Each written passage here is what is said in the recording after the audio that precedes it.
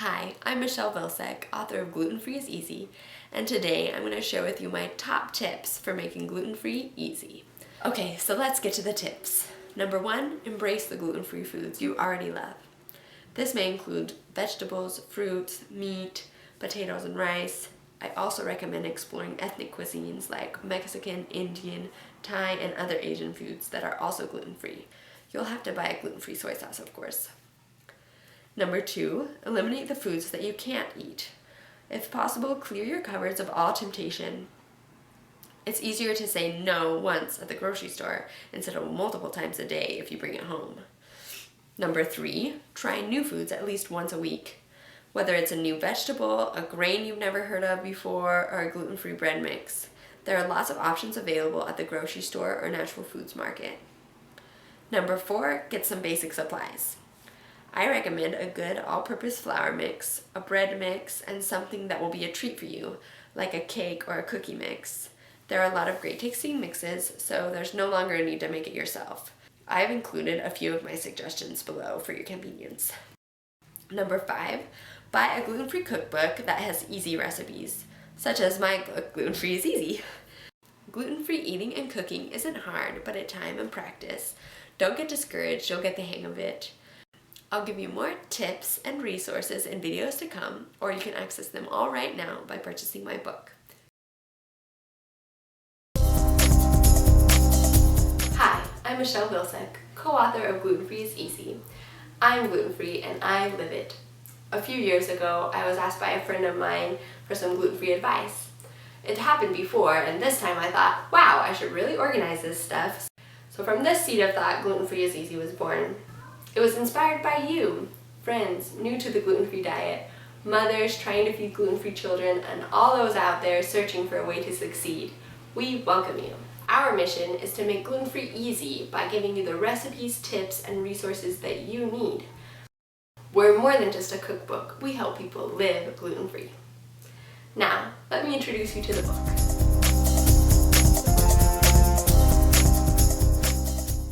Gluten-free is Easy is a combination cookbook and how-to guidebook on living gluten-free. It brings together the talents of Christy Silbaugh, chef and author of Mom What's for Dinner on Blogspot, and editor and author Michelle Vilsack. Our goal is to bring delicious and easy gluten-free recipes to the masses while simultaneously providing tips and resources that will help the average American go gluten-free in a seamless transition. The book will feature great recipes by Christy, whose popular blog is read by thousands every day. We've edited and organized her best creations to provide readers easy access to all of her delicious recipes. Full color photos give readers a taste of what to expect.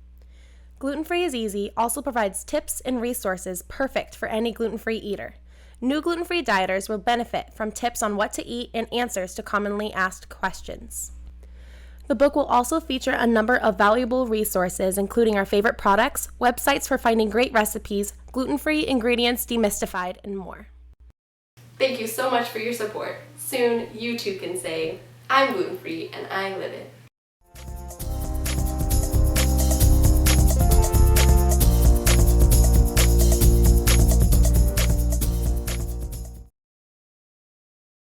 This is another one of those videos that I expect many of you to hate. Gluten is surprisingly polarizing. Of course, most of the evidence that many of you will throw at me are anecdotes, and we all know that the plural of anecdote is not data.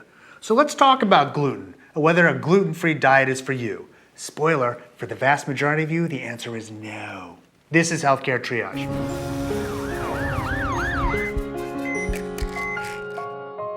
What is gluten? It's the main structural protein complex of wheat, barley, rye, and triticale, which is a cross between wheat and rye. That's a problem, because the stuff is in almost everything. Wheat is in bread, soup, pasta, cereal, sauces, and lots of other stuff. Barley's in food coloring, malts, and beer. Rye's in a lot of stuff too. Eliminating gluten is not easy. Let's start with the fact that people on gluten-free diets are usually trying to treat one of three things: celiac disease, wheat allergy, or a gluten sensitivity. These are not the same thing. Let's do celiac disease first. It's basically an immune reaction to gluten. When it hits your small intestine, something makes your body go a little nuts. It activates the immune system to try and fix the problem, but it does more harm than good. Over time, the lining of the small intestine gets chronically inflamed and you can't absorb all of the nutrients you need. Celiac disease can cause weight loss, bloating, and diarrhea. As other parts of the body are denied the nutrition they need, you can develop other problems too. One of the issues with diagnosing celiac disease, though, is that most people don't have any real symptoms that they notice. About 20% of people with celiac disease have constipation, and 10% are obese. As many as 75% of kids with celiac disease are overweight or obese at the time of diagnosis. Some people are more likely to have it than others. It runs in families, so people related to people with celiac disease are at higher risk. Celiac disease is also more common in people with type 1 diabetes, Down syndrome, and Turner syndrome. It can also be more common in those with autoimmune thyroid disease or microscopic colitis. There are blood tests that can help in the diagnosis of celiac disease, but the real gold standard is an endoscopy. Doctors will stick a camera and tube down your throat and look at your small intestine. They'll take a biopsy. That's the most definitive test for celiac disease. The only real treatment for celiac disease is a gluten-free diet. There's no cure. You can start to feel better pretty fast in the diet, but complete healing of the small intestine could take up to years. If you start eating gluten again, it can all start over. A recent study estimated that the prevalence of celiac disease in the United States was 0.71%, meaning that about 1 in 141 people have it. That's similar to the rates of the disease in most European countries. Unfortunately, most cases are underdiagnosed, which is why there's been such a rush of publicity lately. We know it's there, and too few people are being diagnosed. I'm sympathetic to the problem here. Given the statistics I just mentioned, about 3 million Americans are likely to have celiac disease, and tons of them have no idea. A study published in 2005 in the Journal of General Internal Medicine surveyed more than 2,400 patients with celiac disease. Only 11% of them were diagnosed by their primary care providers. The rest were diagnosed by somebody else.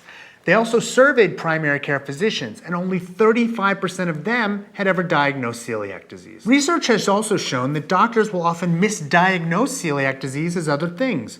People diagnosed with irritable bowel syndrome are 4 times as likely to have celiac disease than the general public. Patients diagnosed with iron and folate deficiency are also more likely to have celiac disease.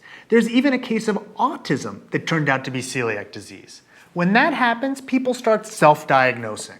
They put themselves on a new diet and say that they feel better. Then they declare that gluten-free is awesome. That's not how research or medicine works. If you think you have celiac disease, you need to see a doctor. Only they can make the diagnosis. And that's celiac disease. Let's be clear. If you've got that, you absolutely need a gluten-free diet.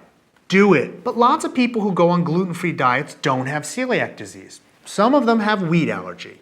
Real wheat allergy is pretty rare. In Europe, the prevalence is about 0.1%, which makes it rarer than allergies to cow's milk, eggs, soy, peanut, tree nuts, fish, and shellfish. In Asia, it's between 0.08% and 0.21%. In the United States, it's between 0.4% and 1%. And lots of these numbers are for children, and many of them outgrow the allergy. So wheat allergy is less common than celiac disease, especially in adults. Even then, there are people who believe we are way overdiagnosing allergies. But if you've been diagnosed by a doctor as having a real allergy to wheat, then yes, you should avoid that too. But the groups I previously discussed are relatively rare. It's the rest of you who need to pay attention. You're the ones with gluten intolerance. It's not an autoimmune problem like celiac disease or an allergic problem like wheat allergy. It's a different group with some symptoms that have been attributed to gluten. And a couple of years ago, there was some research to support you.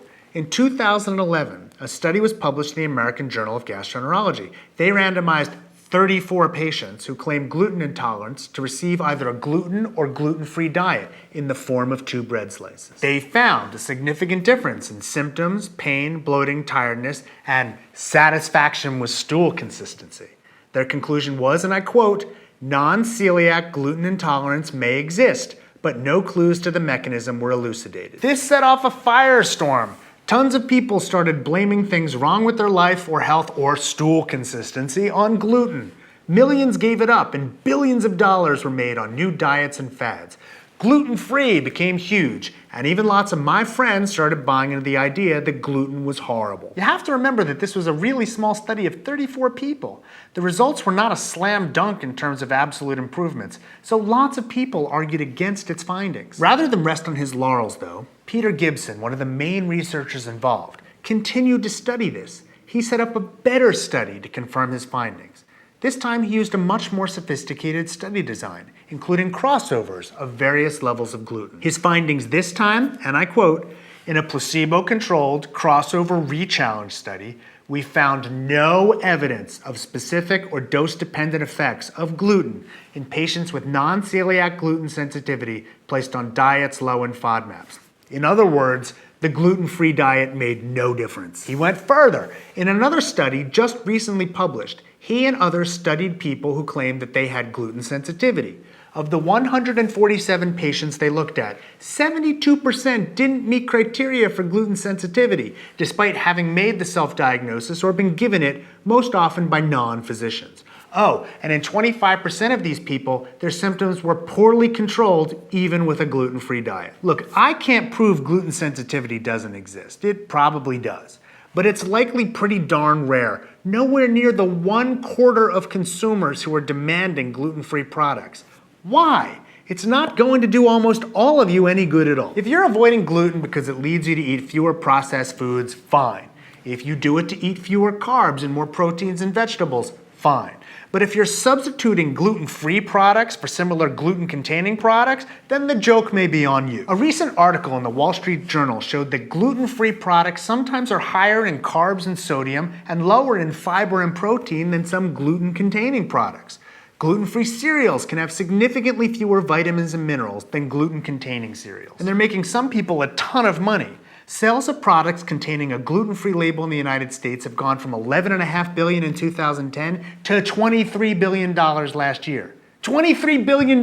Worldwide, companies sold $2.1 billion of gluten-free dog food last year. If you have celiac disease, you need to be on a gluten-free diet. If you have a proven wheat allergy, you need to avoid wheat. But everyone else, there's almost no evidence that a gluten-free diet will do you any good at all. It will, however, make some of the food companies a ton of money. If that's your goal, then well done, I guess. As always, it's best to discuss your individual case with your